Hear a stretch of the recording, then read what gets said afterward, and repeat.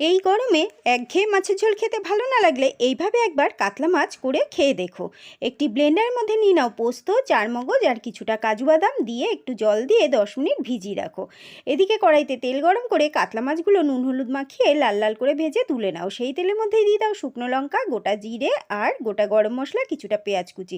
পেঁয়াজটা একটু ভাজা হলে পরিমাণ মতো নুন আর ক্যাপসিকাম কুচি দাও। দিয়ে আর একটু নাড়িয়ে চাড়িয়ে তাতে দিয়ে দাও আদা রসুন বাটা, ধনে গুঁড়ো। অল্প জল দিয়ে মশলাটা ভালো করে কষিয়ে নাও। কালারটা একটু ভালো করার জন্য দিয়েছিলাম রেড বেল পেপার, তোমরা চাইলে নাও দিতে পারো। এবার ওই পোস্তর পেস্টটা দিয়ে দাও, দিয়ে ভালো করে কষিয়ে নিয়ে উপর থেকে দিয়ে দাও কটা চেরা কাঁচা লঙ্কা, দিয়ে আর একটু কষিয়ে নাও। এবার দিয়ে দাও অল্প একটু লাল লঙ্কার গুঁড়ো বা কাশ্মীরি লঙ্কার গুঁড়ো আর অল্প জল দিয়ে ভালো করে ফুটতে দাও। ফুটে উঠলে মাছগুলো দিয়ে আর একটু ফুটিয়ে নাও। তারপরে সামান্য একটু চিনি দিয়ে দাও আর উপর থেকে দিয়ে দাও সর্ষের তেল। ব্যাস রেডি। ভালো লাগলে সাবস্ক্রাইব।